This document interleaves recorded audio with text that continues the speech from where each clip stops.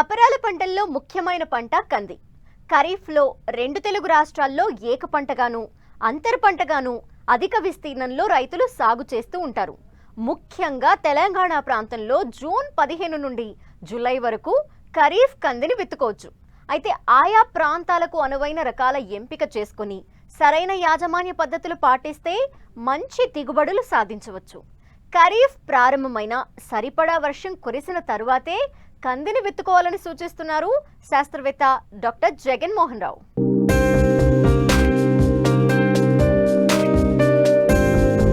తెలుగు రాష్ట్రాలలో సాగుతున్న పప్పు దినుసుల పంటల్లో కంది ముఖ్యమైనది. దాదాపు 12 లక్షల ఎకరాలలో సాగుతుంది. తెలంగాణ ప్రాంతంలో సుమారుగా 7 లక్షల ఎకరాల్లో సాగుతుంది. ఈ ఏడాది విస్తీర్ణం పెరిగే అవకాశం ఉంది. కందిని ఏక పంటగానే కాక పలు పంటల్లో అంతర పంటగా కూడా సాగు చేసుకునే అవకాశం ఉంది. ఈ పంటలో ఎకరాకు 8 నుండి 10 క్వింటాళ్ల దిగుబడి సాధించే అవకాశం ఉన్నా మన రైతులు మాత్రం కేవలం 4 నుండి 5 క్వింటాళ్ల దిగుబడిని మాత్రమే పొందుతున్నారు. ఖరీఫ్ కంది జూన్ 15 నుండి జూలై 2వ పక్షం వరకు విత్తుకోవచ్చు. అయితే వర్షాలు ఆలస్యమైన ఆగస్టు చివరి వరకు కూడా విత్తుకోవచ్చని శాస్త్రవేత్తలు సూచిస్తున్నారు. సకాలంలో విత్తడం ఒకెత్తైతే ఆయా ప్రాంతాలకు అనువైన రకాలను ఎంపిక చేసుకోవడం మరో ఎత్తు. తెలంగాణ ప్రాంతంలో ఖరీఫ్ కంది సాగుకు ఏ రకాలు అనుకూలం, వాటి గుణగణాలు ఏ విధంగా ఉన్నాయో తెలియజేస్తున్నారు శాస్త్రవేత్త డాక్టర్ జగన్మోహన్ రావు. ముఖ్యంగా మరి ప్రస్తుతం రాష్ట్ర ప్రభుత్వం తీసుకున్న నూతన వ్యవసాయ విధానంలో భాగంగా చూసినట్లయితే కందిని రెట్టింపు విస్తీర్ణంలో అన్ని జిల్లాల్లో కూడా వ్యాపింపచేయడం అనేది ముఖ్య ఉద్దేశంగా కనబడుతుంది. కందిని దాదాపుగా అన్ని నేలల్లో పండించడానికి అనువైన పంటగా చెప్పుకున్నప్పటికీ కూడా అలాగే మురుగునీరు పోయే వసతి కలిగినట్లయితే ఇంకా మంచి పంట వస్తుంది. అలాగే చౌడు నేలలు కంది పంటకు పనికిరావు. విత్తుకునే అనువైన సమయం కనుక చూసుకున్నట్లయితే మనం జూన్ 15 నుంచి మొదలుకొని జూలై 15 వరకు విత్తుకున్నట్లయితే మంచి అధిక దిగుబడులు సాధించడానికి అవకాశం ఉంది.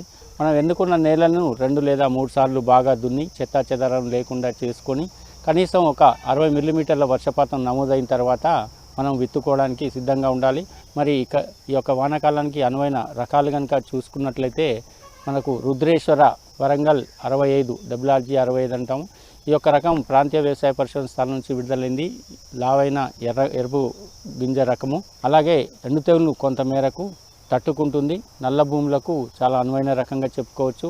ఇది దాదాపు ఎకరానికి సుమారు 8 నుంచి 9 క్వింటాల దిగుబడినిచ్చే సామర్థ్యం గల రకం.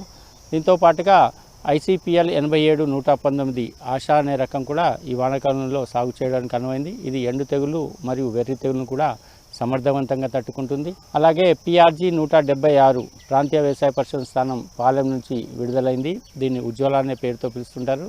135 నుంచి 140 రోజుల పంటకాలం కలిగి ఉంటుంది. పసుపు పూత కలిగి ఉంటుంది. కాయలు పూర్తిగా ఆకుపచ్చ రంగులో ఉంటాయి. మధ్యస్థ లావుగా ఉంటాయి. తేలికపాటి ఎరుపు రంగు కలిగి ఉంటుంది. తక్కువ వర్షపాతకాలంలో మధ్యస్థ నేలలకు అనువైందిగా చెప్పుకోవచ్చు.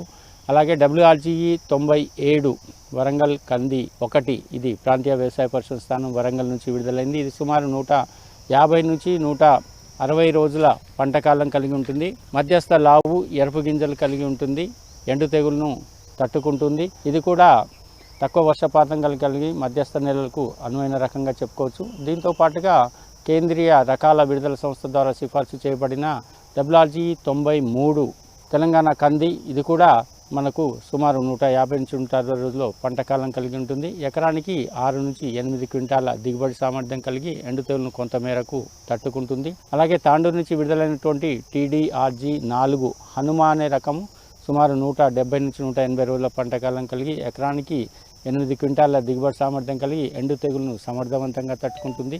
నల్లరేగడి భూములు అలాగే నీటి సౌకర్యం కలిగిన 1 లేదా 2 తడులు ఇచ్చే ప్రాంతానికి చాలా అనువైన రకంగా చెప్పుకోవచ్చు.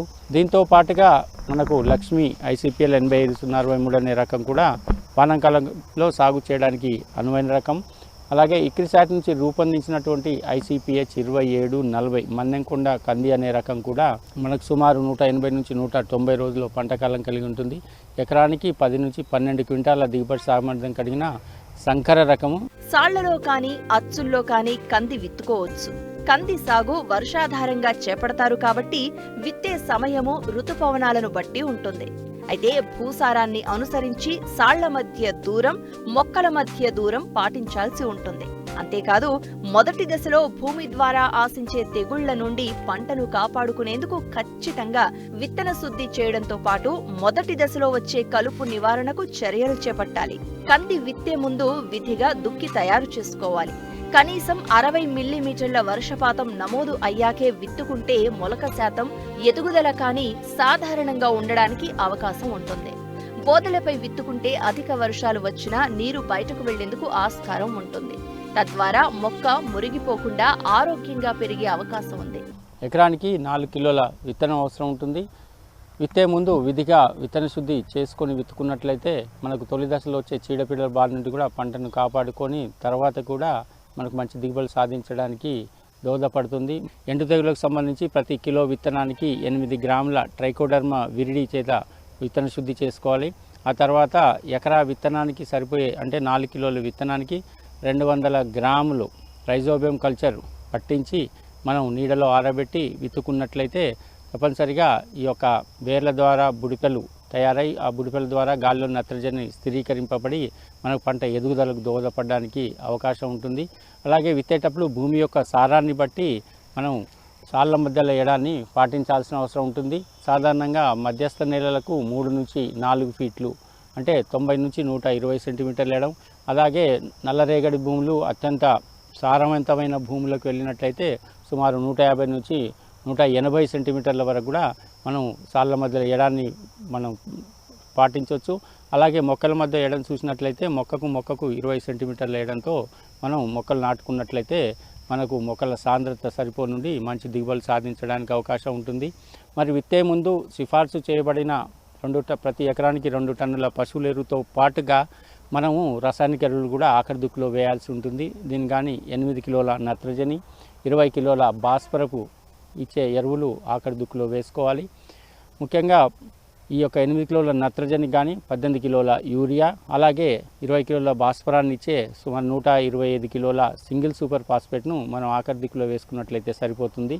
లేని పక్షంలో 50 కిలోల డై అమోనియం ఫాస్ఫేట్ కూడా ఆఖరి దిక్కులో వేసినట్లయితే మనకు తత్సమానంగా నత్రజని, యూరియా అందుబాటులోకి వస్తుంది. ముఖ్యంగా విత్తనం ద్వారా వ్యాప్తి చెందే కలుపును సకాలంలో కనుక అదుపు చేయకపోతే మనకు దిగుబడులు కూడా తగ్గిపోవడానికి ఆస్కారం ఉంటుంది. కాబట్టి విత్తిన 24 నుంచి 40 గంటల లోపు మంచి పదంలో పెండిమిథాలిన్ అనే కలుపునాశిని ప్రతి లీటర్ నీటికి 5 మిల్లీలీటర్ల చొప్పున ఎకరానికి సుమారు 1 లీటర్ నుంచి లీటర్ బావు వరకు వాడి సమంగా పిచికారీ చేసుకున్నట్లయితే ఏ విత్తనం ద్వారా వ్యాప్తి చెందే కలుపు మొక్కలు మొలవకుండా తొలి దశల్లో కలుపుకి పంటకి పోటీతత్వం లేకుండా మంచి ఎదుగుదలకు దోహదపడడానికి అవకాశం ఉంటుంది.